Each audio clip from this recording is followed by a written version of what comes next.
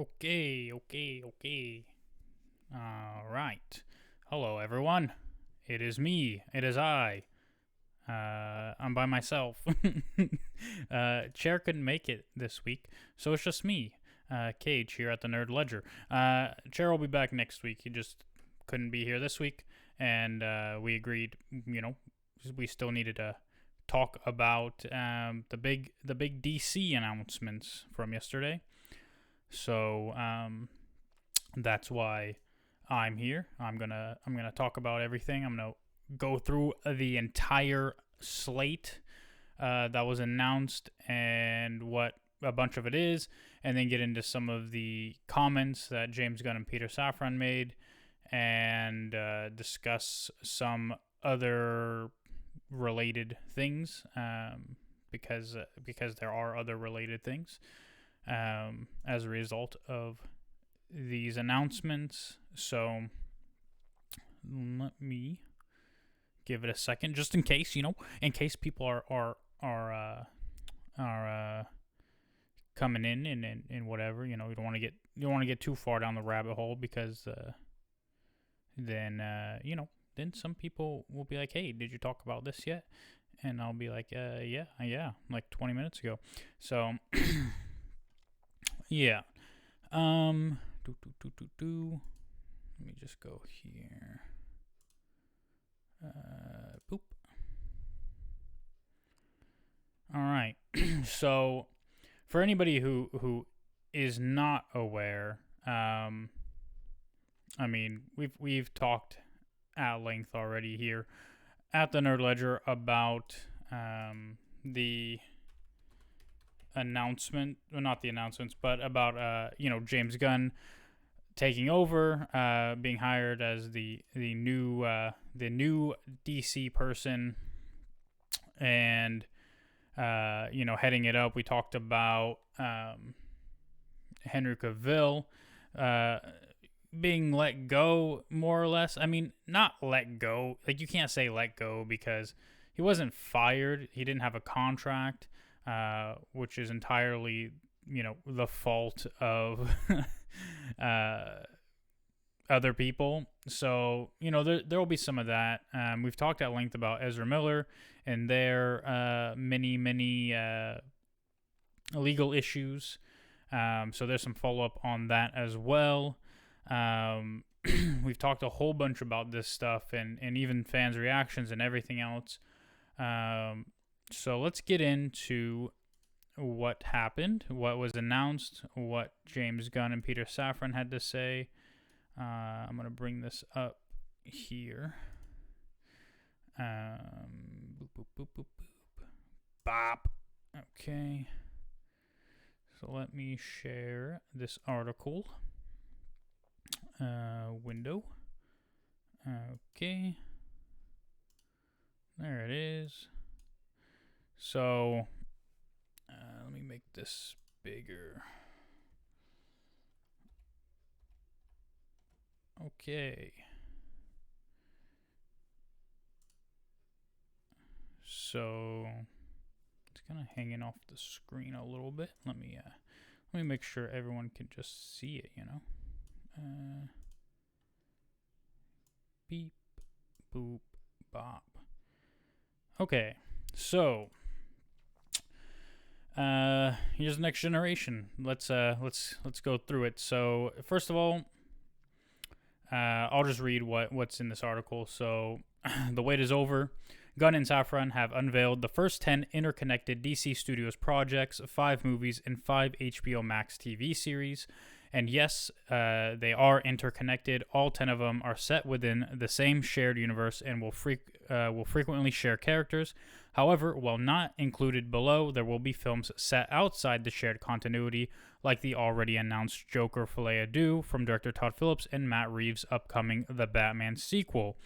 So those Elseworlds kind of stories are still in the works.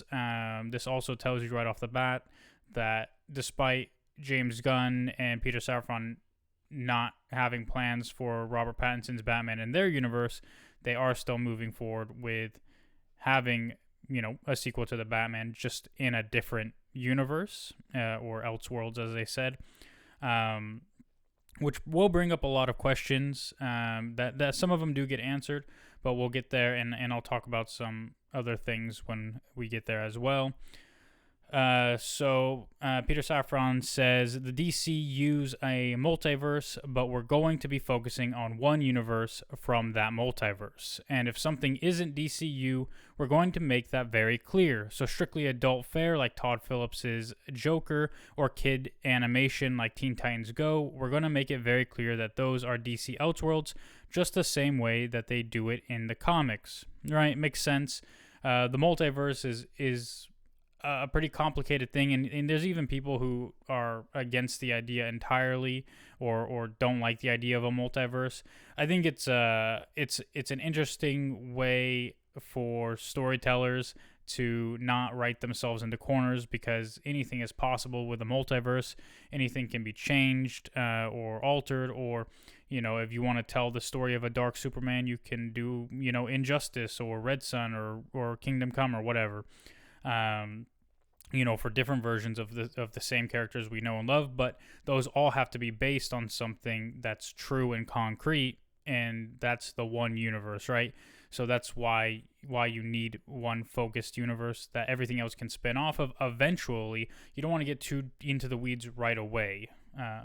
So the article goes on. The focus today is on the core connected DC universe and the initial shows and TV series that will help it take shape on the screen. Familiar characters like Superman and Batman are obviously represented, but Gunn, Safran, and the creative teams they've been working with are pulling from unexpected corners of the DC universe as well. Gunn went on to say, here at DC, we have Metropolis, Gotham, Themyscira, Atlantis, Bialia. This is the world that we're creating. We're coming into a world where superheroes exist and have existed for some time in one form or another, and that's the universe. We are telling a big, huge central story that is like Marvel, except that I think we're a lot more planned out than Marvel from the beginning, because we've gotten a group of writers together to work the story out completely. That is true. Anybody who's familiar with the story of the MCU knows that it could have died upon arrival. I mean, the first Iron Man movie barely had a script. Without Jon Favreau and Robert Downey Jr., that movie would have failed terrifically. They made it work. They made it happen, and that's what helped to launch what ultimately became the MCU. Not all of it was planned out from the start. Even if Kevin Feige had ideas from the start, not everything was laid out. So.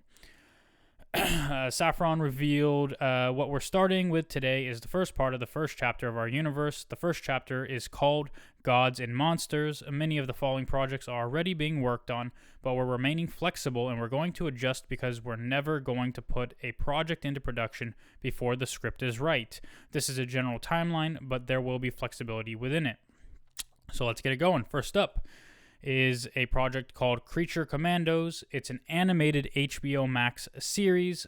James Gunn says the first series that we're doing, and I've already written the entire series, is Creature Commandos. This is an animated TV series, and this is art from the animation company that's doing it. Creature Commandos is based on the great team from DC. What we're doing with the DCU is we're having animation tied directly into live action. Television, movies, and games will all intertwine within the same universe. We're going to cast actors that are going to be able to play the characters in this, as well as in other things, some of which we've already cast. I've written all 7 episodes of this show, and it's in production now. So in the image up here,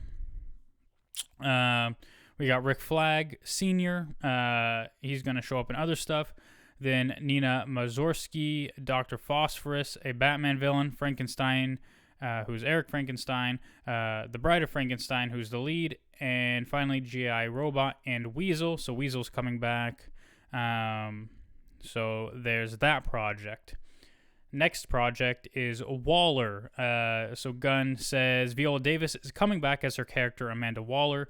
This is also going to have some of the Peacemaker team in it as regulars on the show. This basically follows up Peacemaker. We have 2 great creatives working on it. Crystal Henry, who was a writer on Watchmen, and Jeremy Carver, who created Doom Patrol. They have this incredibly marvelous story worked out that I think is really fantastic. Peter Safran added this series will sit between Peacemaker Season 1 and 2. So it's going to come out before Peacemaker Season 2. So anybody who's, Oh, hello, Captain Hot Sauce. If you want to join and talk about this, I can add you in Discord or something. There's a lot of stuff. I'm by myself today because Chair is otherwise occupied for this week. But I'm talking about all the DC announcements from yesterday. So got kiddos. Oh, yeah, makes sense. But feel free if you have questions or want to talk about anything, put it in the chat. I'll answer any questions there too. Yeah, kids tend to be loud. That's true. But you gotta love them. So,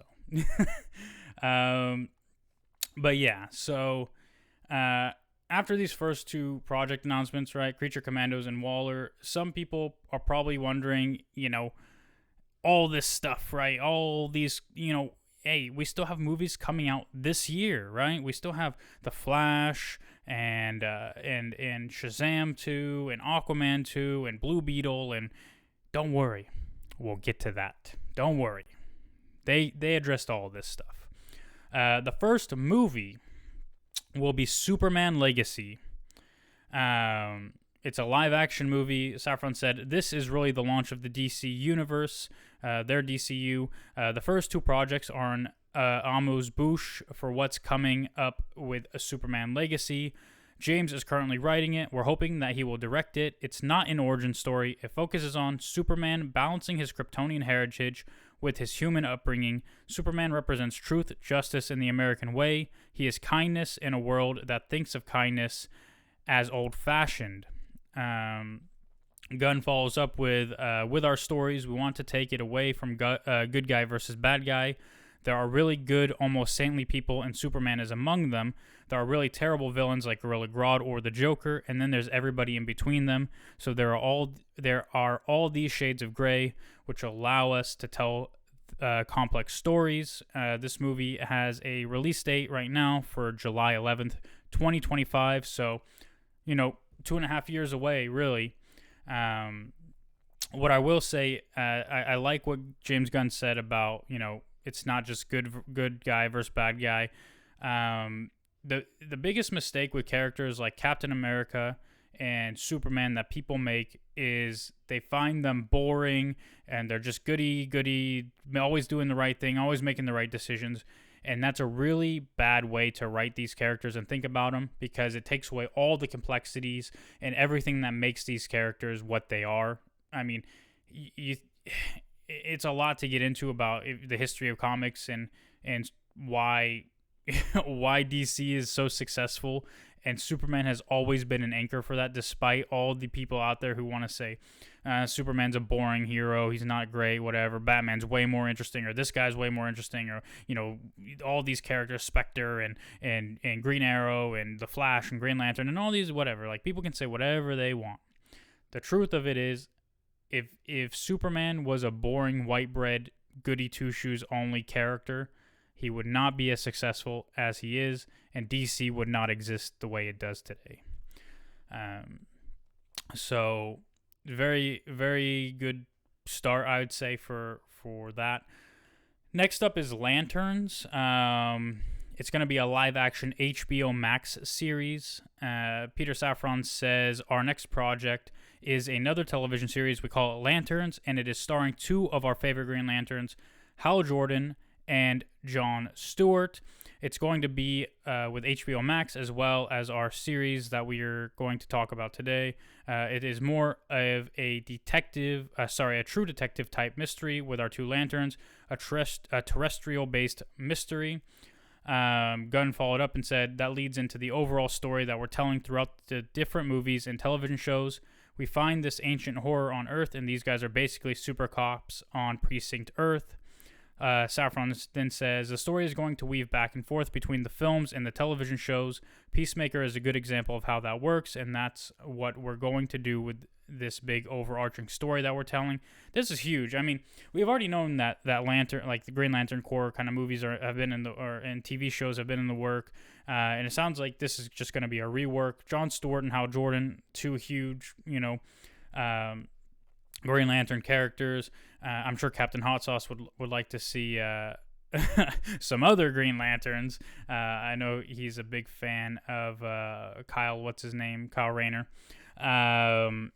You know, who knows if Guy Gardner will show up or any other Green Lantern. I mean, people are huge fans of Green Lantern Corps. And Kilowog and Sinestro and Baz and Jessica Cruz. I mean, like in modern Green Lantern comics, Jessica Cruz is huge, or Star Sapphire. I mean, I'm just naming off random characters, but we can't get there yet, right? You have to give people a base and a place to start from. You can't just go all in on everything.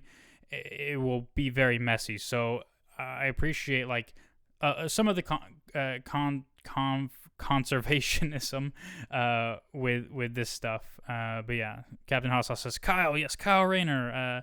I remember when we used to read a lot of comics. Yeah, Saint Walker as well. Yeah, the Blue Lantern. When we like, dude, I can't. When I lived at home and I was working my first job, I would spend so much money on comic books a week. It was ridiculous. And Captain Hot Sauce, we would go to the comic book store together, and he was really into the Kyle Rayner Green Lantern comics, among many other things. He said, by far one of the greatest moments for a Lantern I've seen. Yeah. So The Authority is the next announcement. It's a live-action movie.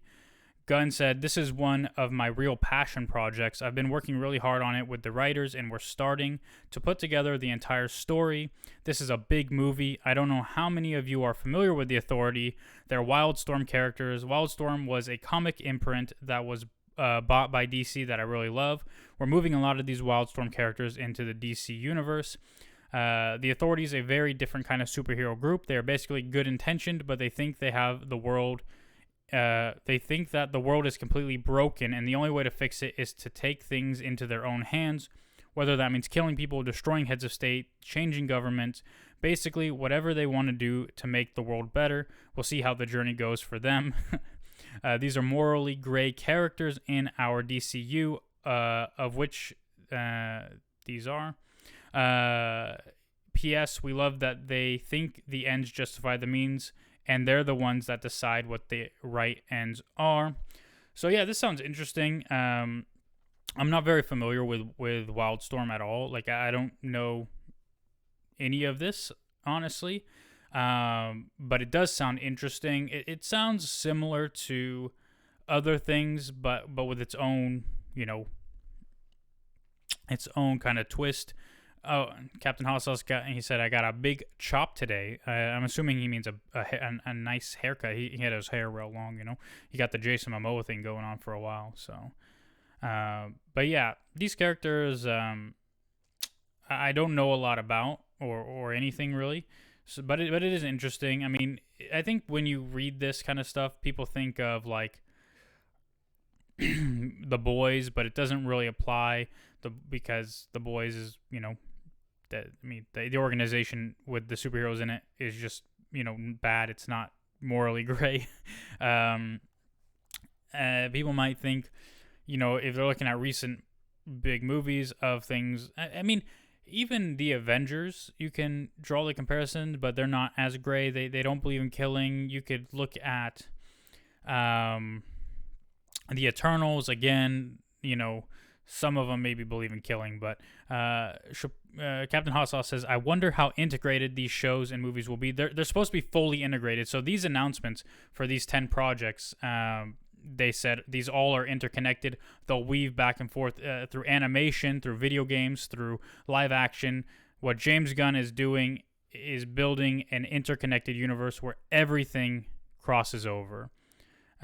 You say, if so, I hope they select and sign with one studio streaming service. Yeah, it's all going to be through, it sounds like HBO Max right now, and then films. And then, WB has its own gaming studio, I believe, for video games. But I could be wrong on that. I have no idea. So yeah. The next project is a live-action HBO Max series. Oh, and don't worry, Captain Hot Sauce. There's one in here I know you're gonna absolutely love. and I do too. But this one is Paradise Lost. Safran says, this is a Game of Thrones type story about Themyscira / Paradise Island, home of the Amazons and the birthplace of Wonder Woman. This involves all of the darkness, drama, and political intrigue behind the society of only women. Gunn says it's an origin story of how the Society of Women came about, what does it mean, and what are their politics like, what are their rules, who's in charge, what are the games that they play with each other to get to the top. I think it's really exciting, and then Safran follows up, the events really take place before Diana's birth. Captain Hot Sauce says, just would hate if they use like Hulu, Netflix, HBO. Yeah, they're only going to use HBO Max as far as I've seen so far. I don't believe there's any talks to do anything with Netflix licensing or anything else. Everything seems to be going through their own streaming platform. On this, yeah, this sounds interesting. To me, this sounds, Paradise Lost sounds like this and The Authority. They sound like what they should be. They're establishing how they're establishing this new DC universe. They're establishment pieces to explain how things are and why they are the way they are in that world. He says, okay, this show is a solid no for me. Let's be honest, do we care before Diana? So most people probably don't. I'm sure there is interest in Themyscira, in some ways, but yeah, it is an age-old thing, right? Of, it's something that's always come up with, most recently these villain movies, right? Venom, like, do we care about Venom without Spider-Man? Do we care about the Joker without Batman? And for some people, the answer is yes, but for a lot of people, the answer is no. So we'll have to wait and see. The next announcement is big. I know you're going to like this one. The Brave and the Bold. It's a live-action movie. Gunn says this is the introduction of the DCU's Batman. It is not Robert Pattinson. It is not Ben Affleck. We're working with Robert on the Batman Part 2 with Matt Reeves, and we're working with Ben Affleck, who has been part of our team, trying to bring things together, and he really wants to direct one of our projects. We're excited for him to do that. This is the story of Damian Wayne, who's actually Batman's son that he didn't know existed for the first 8 to 10 years of his life. He was raised as a little murderer and assassin. He's my favorite Robin. It's based on the Grant Morrison comic run, which is one of my favorite Batman runs. We're putting it all together right now. Safran says this is going to feature other members of the extended Bat family. That's huge, just because we feel like they've been left out of the Batman stories in the theater for too long. True story. He says, shut up, I'm not crying, you are. Exactly. This is huge for Batman fans. And it's, some people don't like Damian Wayne, which is fair. He's James Gunn says he's his favorite Robin. Most people, he's not their favorite Robin, right? Captain Hot Sauce, I know, is, Tim Drake. A lot of people, it's Dick Grayson. He said, but hear me out, fuck Damian, Tim Drake. Yeah, Tim Drake might be in it. You never know. When they talk about the extended Bat family, I mean, they could be talking about like Spoiler, Cassandra Cain, or Batgirl, or Nightwing even. If it's this far established into Batman continuity and that translates over to the DCU, then you have to expect Nightwing to be a thing already. We're not going to necessarily see, Dick Grayson going through being Robin and then becoming Nightwing. He says the only Robin who didn't give up on Bruce. # yes. Yeah. Captain Hot Sauce was a big fan of the Red Robin run from like 2009, 2010, that run. So this is big though. I'm a fan of this, and I'm excited to see it, and I'm sure Batman fans are too. But the next one too will also excite Captain Hot Sauce, I know. Booster Gold. This is an interesting one because it's going to be in a live action HBO Max series. But yeah, like Safran says, a total fan favorite. As you know, a loser from the future who uses his basic future technology to come back to today to pretend to be a superhero. James Gunn follows up, I think of it as basically the story of a superhero's imposter syndrome. How do you deal with that? It's about how he tries to use his future technology to be loved by the people of today and what is really at the base of that. It's a character story that's going to be very different, a very different type of show, and we're talking to an actor about it now. Yes, Booster Gold is definitely a fan favorite. Hot Sauce says, no Tim Drake, we riot. And then he says, no fucking way, talking about Booster Gold. Are you serious? Yep. This is big. That's a big one. You gotta love it. You gotta love Booster Gold, man. Like, it's just, he is an interesting character. And the creator of Booster Gold had something to say about this too. Maybe this is the right place to bring this in. Because I think it is important. So, let's see here. Yeah. Okay. So, yeah, Dan Jurgens, here's what he had to say. He tweeted this. He said, I've always felt that Booster belongs in media because in many ways that's exactly what the character is all about. The character has more relevance now because of the way multiple media platforms have exploded and grown, so I'm very excited to see how this plays out.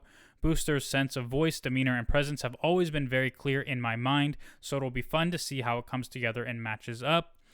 He did continue, time travel is a strong part of who Booster is and what he does. Of course, after all, his entire origin is rooted in time travel, but I think the elements that make him uniquely individual are to be found in the original concept and appearances. Clarity is essential. Many writers have made the mistake of treating him like an idiot, which he most certainly is not. It's just that his journey from problem to solution sometimes gets a bit tangled up, which is what happens to most of us in our own lives. Exactly. Booster Gold is not an idiot, but he kind of seems like one. And it's, again, if people write him as such, it is a mistake. Captain Hot Sauce says Blue Beetle. Blue Beetle comes out this year. But it's not the original Blue Beetle. It's the new Blue Beetle, and it is a movie. It's not a James Gunn project, but there is follow up on that as well. Because pretty much it's disconnected, but that could be a good thing. So I will read what's said about that as well. It is potentially a good thing that it's not connected. So. This is the wrong article. We'll get to this article. Don't worry. But yeah, so that's Booster Gold. Next project is Supergirl,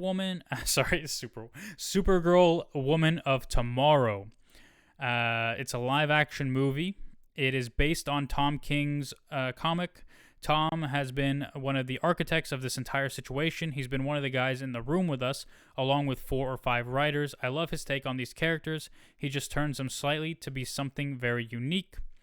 In our story, we have Superman, who was sent to Earth and raised by incredibly loving parents. Kara was on Krypton. She was on a piece of Krypton that drifted away from the planet, and she lived there for the first 14 years of her life in a horrible situation where she watched everyone around her die. So she's so much harsher and more fucked up as a Supergirl than you've seen, than you've been used to thus far. Yes. Okay. So, yeah, I'm a huge fan of Supergirl. I haven't actually read Tom King's run. I know this was a Wonder of Tomorrow was a limited series. I think it was like 8 issues or something. I read, was it Peter David's run? It was a long run. I read a lot of that. I own a lot of that too. But I haven't read this, but I'm a big fan of Supergirl, so I'm excited for that. Next up is Swamp Thing, which is also a live action movie. Captain Hot Sauce says, not me, fam, talking about the Blue Beetle thing. But don't worry, we'll get there. So Peter Safran says, the final film we wanted to talk about is Swamp Thing. We bring it up because it's important to point out that in these stories, although they're interconnected, they're not all tonally the same. Each set of filmmakers bring their own aesthetic to these films, and the fun is seeing how these tonally different works mash up in the future. This is a film that will investigate the dark origins of Swamp Thing. James Gunn followed up by saying, We are actually developing a few other things as well, but for one reason or another, we can't say them yet. This is the first batch of stuff, but there may be a couple of surprises to come. So yeah, Swamp Thing is a character that a lot of people like. It had a failed TV series, but that's okay. There's also a follow-up on Swamp Thing. James Mangold, who did Logan, is apparently in talks to direct it. He did tweet about the movie. I don't remember if he said anything or just posted a picture, but he did tweet. Yeah, he tweeted just a picture of Swamp Thing. So he may be directing it, which could be very good. We'll have to wait and see on that. So next up is some conversation, some big conversation part moments, I guess. It's kind of like an FAQ page, like a frequently asked questions thing, just for James Gunn and Peter Safran. If my screen ever loads, I'll tell you what those were. It's currently frozen, which is fine. It happens. There we go. So here we are, right? So I will start at the beginning-ish.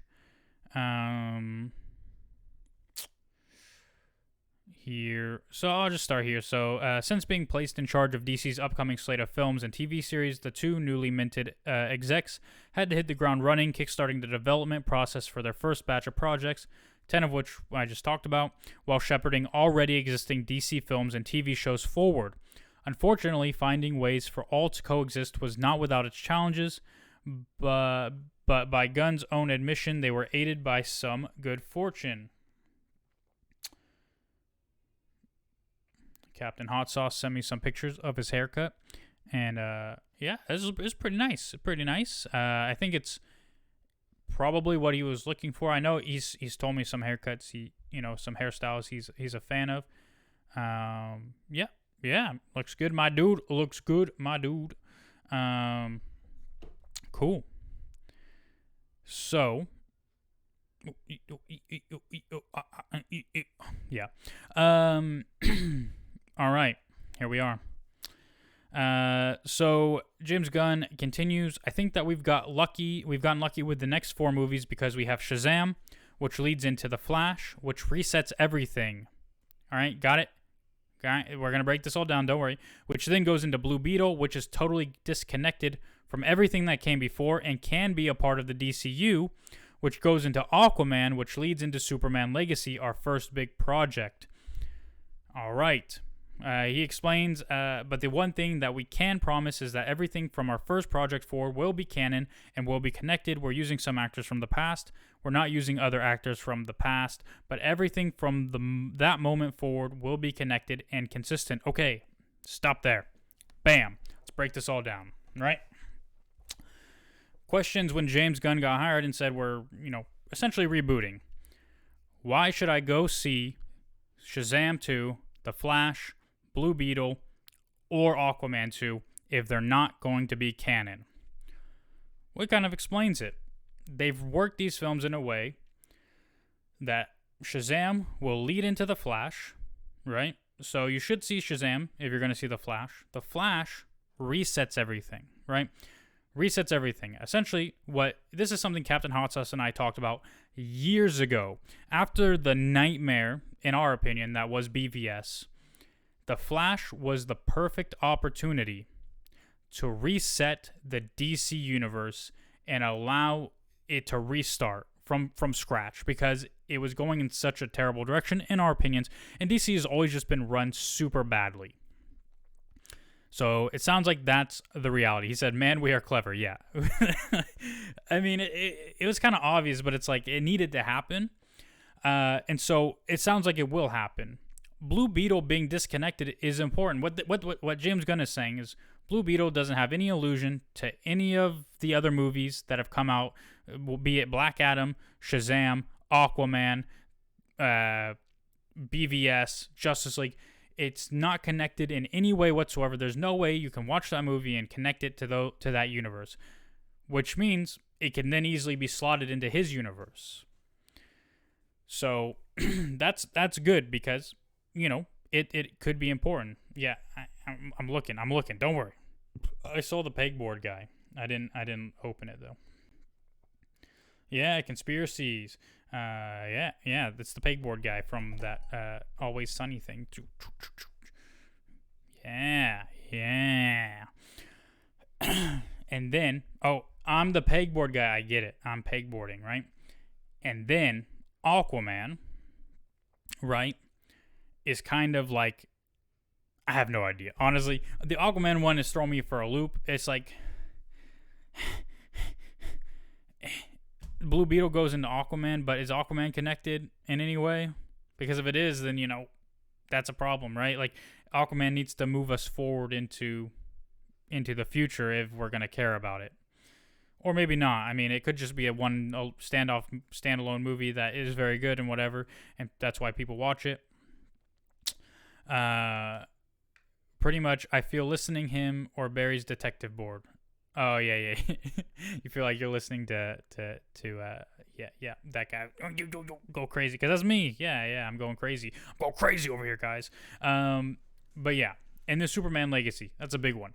All right, breaking down the next part of this is pretty much she's saying everything's going to be connected from Superman on, and they're going to use some actors from the past, and they're not going to use some actors from the past, and this is going to bother people. And again, there's some things that are said later that maybe will bother people even more. How do they decide who to use and who not to use? I think James Gunn has already said, and probably will say throughout this, that it just depends on the story. The actor needs to serve the story. The reason Henry Cavill wasn't brought back is because he wants to do a younger Superman, and he wasn't the right one, right? Yeah, names from a hat. That's how they decide. They want it to work. They want it to serve their stories, and so if certain characters do, then I guess we'll see. But we'll get to that. So, a key part of DC's film and television on the near horizon amounts to a combination of both new and already established. Along with new projects like Superman Legacy, Creature Commandos, The Brave and the Bold, The Authority, fans can expect a highly anticipated follow-ups like director Matt Reeves' The Batman Part 2, which has also got a release date for October 3rd, 2025. Again, Elseworlds is going to be a big thing, and we'll see what they had to say. So it's a lot to keep track of, even for superfans like us. So Gunn and Safran recently answered some questions about everything brewing at DC Studios to help give fans a sense of how it will all come together. First off, on why a shared universe is the right approach going forward, Peter Safran says, DC has had great individual movies over the years, but we think that what the audience really appreciates and needs is a connected universe. It minimizes audience confusion, and it maximizes their connectivity to it across all the platforms. True. We can all agree, I think, on that. James Gunn said, I think that's something that people love. I know that from my own experience, but again, we do have Elseworlds tales we're telling. The bar for an Elseworlds tale is going to be higher than the bar for a movie within the DCU. Not that we're not always going to have a high bar, but it's got to be something really special for us to tell that story outside of our regular continuity, to spend the money to make it. Hot Sauce says, boo, get off the stage, you wankers. Okay, so this was one where when they said Elseworlds, it probably gets a lot of people's minds running, right? And again, when you have a multiverse, anything is possible. And when you have Elseworlds like the Batman Part 2 and Joker 2 and whatever else they're doing with the Elseworlds stuff, the question that's going to emerge from huge fans of Zack Snyder are, well, can you do Elseworlds of the Snyderverse? Can you just have a Snyderverse running parallel to this established universe where Zack Snyder comes back and directs his movies with his actors and James Gunn does his thing? Is that a possibility?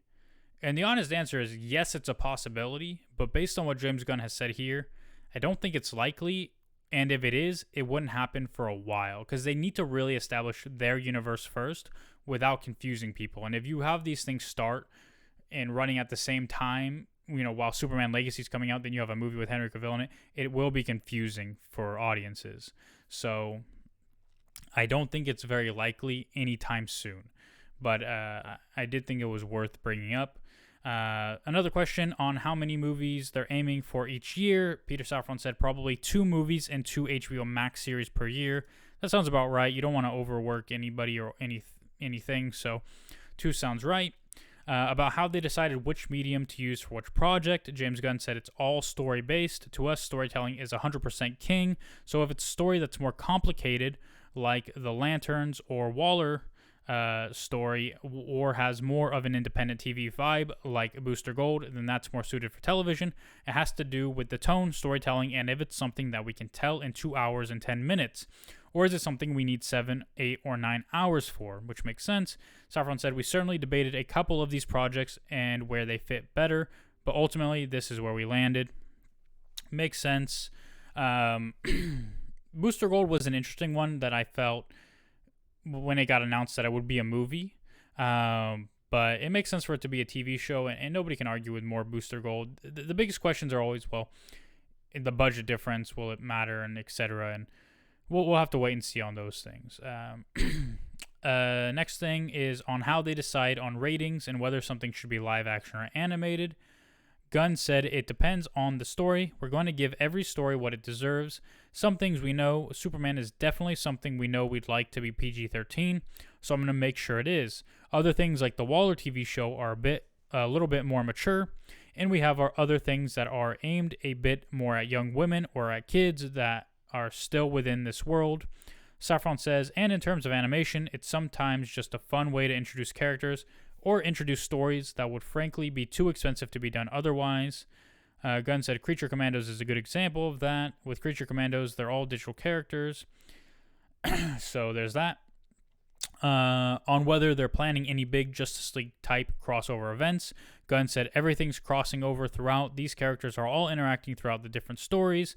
Now, it doesn't necessarily mean always. Brave and the Bold may just be a Batman, Robin, and the characters involved in that. But I know a lot of other times these characters cross around. In Creature Commandos, one of the main characters shows up in Waller. Let's be honest, eventually they will do Justice League kind of stuff, or Justice League Dark, or whatever. All these things just need to be built to. You have to remember, like, the Avengers happened 4 years after the start of the MCU. Endgame was 10 or 11 years in. Like, these things take time to establish. So about the role of the game that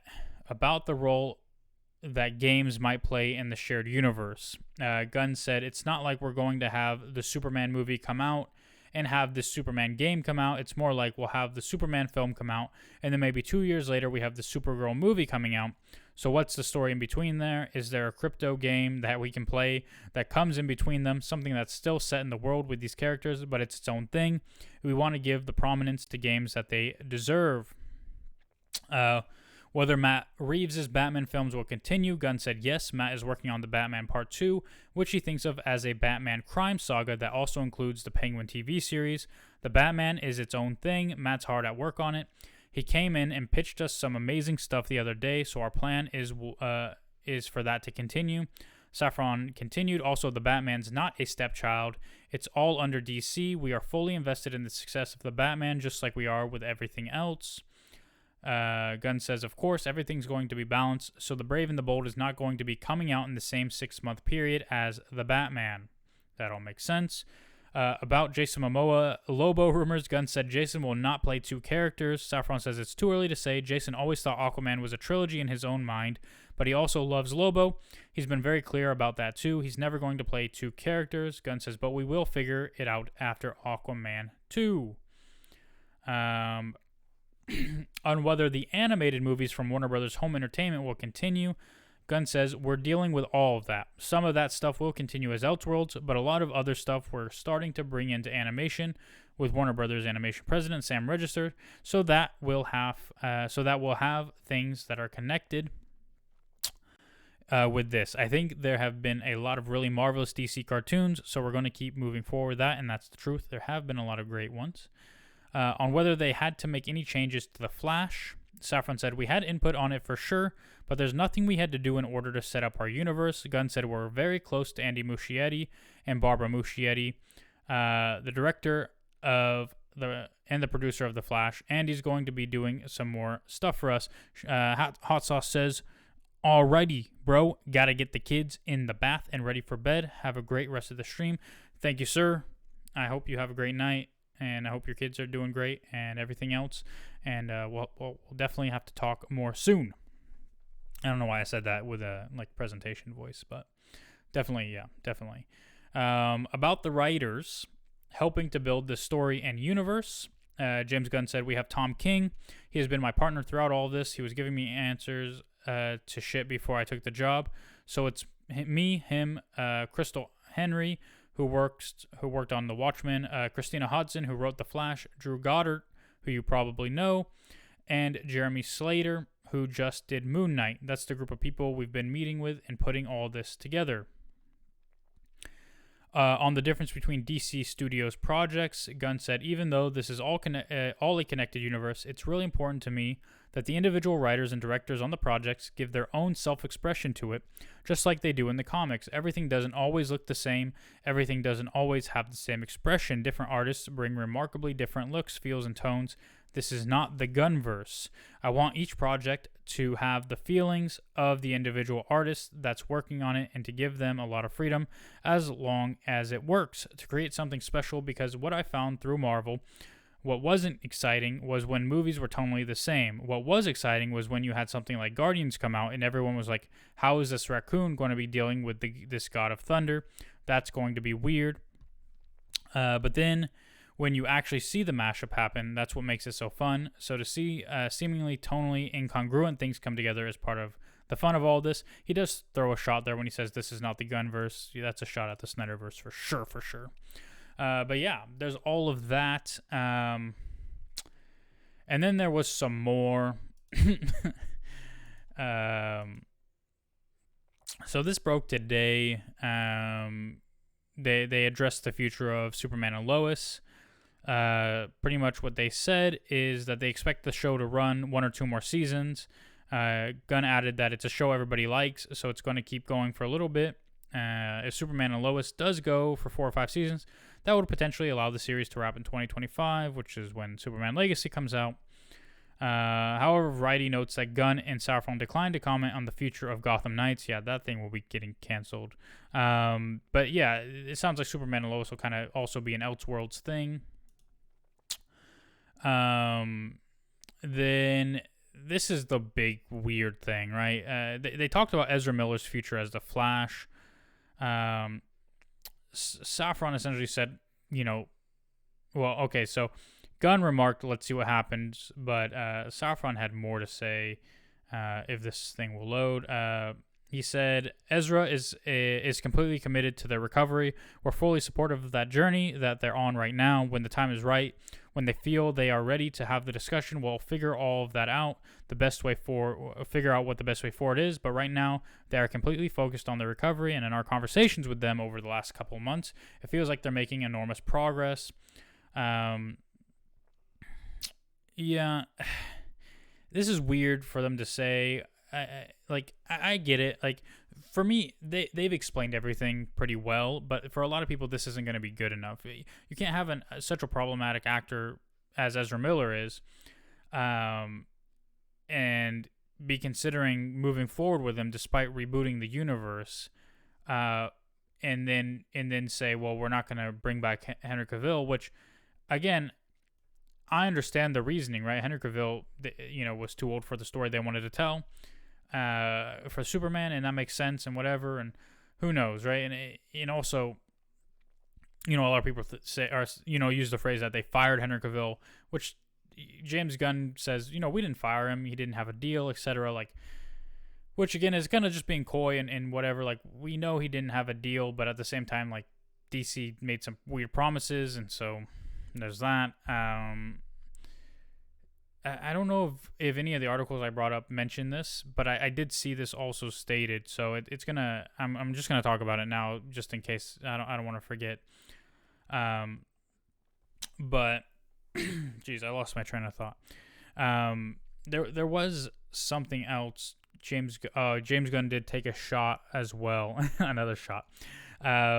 He was talking about pretty much what we all know, right? How dysfunctional DC has always been and how it's run and what they're doing now. And he said, like before, like, people would just like, everybody wanted to get their way and it was all this hodgepodge and whatever. And if people didn't like something, they would just go above the heads of the people they were working with to get what they wanted, which to me sounds like a shot at The Rock for, going over the head of the, of DC Studios at the time and going to the CEO of Warner Brothers to get Henry Cavill to come back.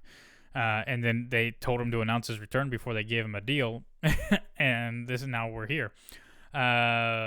So I do like this, what James Gunn said. He added that thousands of people worked on The Flash, and these people dedicated the last few years of their lives to making something really special. Andy Muschietti, the director, Barbara Muschietti, the producer, Christina Hodson, the writer, Michael Keaton, all of the other people, and to start making it as if a movie is one person that depends on this one person is something that can be frustrating as a filmmaker, especially as a director who knows that oftentimes an actor spends 3 months of his life on a set and a director spends 2 years creating it. That's just the truth. I agree with that, but the idea that they're toying with the idea of bringing Ezra Miller back is it's going to be a big problem. I don't know if this next article is similar to this, but essentially it says DC leaves the door open for some actors to return. I think this is what I already said. So they're talking about the movies coming out this year. They said these 4 movies are terrific. There's no reason why any of the characters or the actors that played in those characters are not part of the DCU. There's nothing that prohibits that from happening. We'll incorporate characters from the past, but mostly we'll cast anew. Okay. There's that. And then this weird thing. At least to me, this is odd.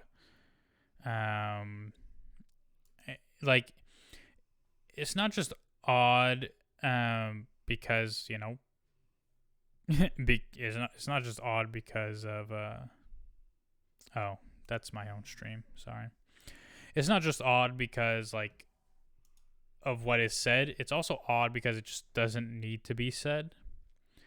So Peter Safran essentially defends Batgirl's cancellation, pretty much saying like, he says Batgirl's a character that inevitably will be included in our story, which is great. He said on the Batgirl front, it's not about late in the process of the film getting canceled. I saw the movie, and there are a lot of incredibly talented people in front of and behind the camera on that film, but that film was not releasable, and it happens sometimes. That film was not releasable. I actually think that Zaslav and the team made a very bold and courageous decision to cancel it because it would have hurt DC. It would have hurt those people involved. He also talked about, he commended the directors on the project. He said there might be a place for them in the future. He says, I spoke with them last week. We're chatting. We'd love to be in the business with all those folks. Christina Hodson wrote it. Some people are already back in the business with us. As I said, a lot of talented people were involved, but the film just was not releasable. It would not have been able to compete in the theatrical marketplace. It was built for the small screen. So again, I think it was not an easy decision, but they made the right decision by shelving it. Again, what I said, infinite possibilities kind of thing. James Gunn says there are always possibilities. We are a multiverse still, but the main thing that we're focusing on right now is creating the universe that people kind of put their feet into. And then out of that, if we want to have multiverse tales, which I actually know one of the things we're working on does have multiverse tale, we'll have that in there. Again, like, yeah, it's one of those things where it's like, maybe Safran's not wrong, but like saying that doesn't help anyone. Like it doesn't benefit anyone to say that. It just makes people think like you're kind of a dick, I think. But yeah, that's it. That's all the announcements. That was a lot. But I hope I hope maybe it helped us, bring some people along, or maybe it vindicated people in the way they already felt about James Gunn and his projects, and it not working. Again, maybe Snyder fans are thinking, hey, multiverse Elseworld stories are possible. We can, we can try it. We can see what happens, But ultimately, we're not getting anything for a while. I think it was smart the way they're trying to like tie in the movies coming out this year to tell people, hey, go see those movies. They will matter, or they do matter, or whatever it is. I don't know if it'll work, but I'm still gonna see those movies, and they're either gonna be good or bad. I don't know. I don't think about that much until I'm there and decide once I see the movie. But yeah, I mean, this is stuff that Chair and I will continue to talk about. I mean, we'll follow up next week. He'll share his thoughts on the slate, but pretty much from what I've seen so far from him, because we did talk a little bit, not a whole lot, but pretty much what he said was it's 2 years away. You just kind of got to wait and see, and all we can do is wait. He was also excited about the Green Lantern series for world building, but yeah, he'll share all his thoughts as well when we follow up on this. But yeah, I appreciate everybody who's listened. I apologize for you just having to hear me ramble the whole time without someone to push back or anything. But if you like the stream, please follow. That'd be cool. If you only listen to the audio podcast version of this and you ever want to catch us live, you can follow the Twitch stream, twitch.tv/TheNerdLedger. We're live every Wednesday at 5:30 or around 5:30, and if we're not going to be live for some reason, or we're going to be like a day late, we'll do Thursday, sometimes at 6. I tweet it out. You can follow the Nerd Ledger on Twitter, for those updates. If you're interested, like and subscribe to the podcast. Well, I mean, I don't know if you can like the podcast, but subscribe, rate, review if you like it. All of it helps, and even if you don't do any of that and you just listen, I still appreciate that. It means a lot, and I hope everybody has a great night, day, wherever time it is for you. Much love, guys. Have a good one. Peace out.